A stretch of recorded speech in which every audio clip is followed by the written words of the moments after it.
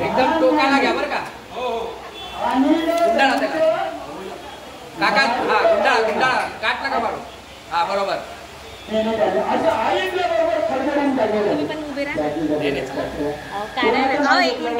हे मुख्य गुरुजी. अच्छा गुरुजी नाव घेतलं की इकडे नाव ऐकून घेतलं जातं अशा प्रमाणे या ठिकाणी. परमात्मा अवताराला येताना सूर्यवंशामध्ये आले लक्षात ठेवा. आणि ते भगवान परमात्मा अवताराला येत असताना भगवान श्रीकृष्ण वसंताचा दिवस. आज वसंताचे दिवस. वसंताचा अर्थ चैत्र महिन्यामध्ये भगवान परमात्मा आमचे येणार आहे. तुम्हा आम्हाला तर आनंद होईलच होईल तरी आवाज नाही.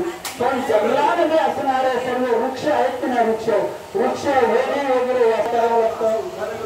नाही पाणी घातलं तर या ठिकाणी त्यांना पाणी घालावं लागतं. तर एक आपण जंगलामध्ये झाडं आहेत पण या चैत्र महिन्यामध्ये खाल्ल्यावर आल्यानंतर काय संचारचं काय माहिती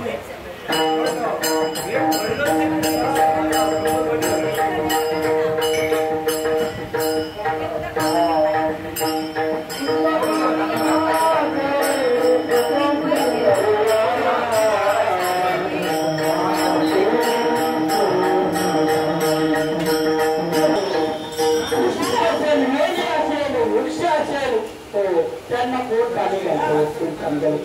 आज पाहायला जर गेलं तर त्या ठिकाणी टणटणीत अशा प्रकारचा त्यांना आनंद झालेला आहे. कशाचा आनंद झाला तो भगवान परमात्मा अवताराला येणार आहे म्हणून सर्वांना त्या ठिकाणी पहा.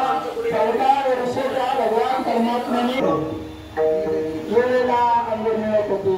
वेळेला त्या ठिकाणी काढा मिळत होता. रस मिळत होता. वेळेला त्या ठिकाणी कंदमुळे मिळत होते. वेळेला त्या ठिकाणी फळे मिळत होती. सगळ्या गोष्टी जागेवर मिळत होत्या. पण त्या 14 वर्षाचा वनवास भगवान परमात्म्याने संपूर्ण अयोध्येमध्ये आल्यानंतर मात्र 100 वर्षाचा वनवास. आणि मला वाटतं या वर्षी भगवान परमात्म्याचा तो अखंड वनवास होता. म्हणजे जोपर्यंत चंद्र सूर्य आहे तोपर्यंत आठवणार. सुंदर अशा प्रकारचा दिवसाला आम्ही याच 23व्या वर्षामध्ये आपला हा मंडळाच्या वतीचा आणि साईबाबाचा 28वा वर्धापन दिन साजरा करत आहात. फार धन्यवाद तुम्हाला. 12 वाजले आणि भगवान परमात्मा या ठिकाणी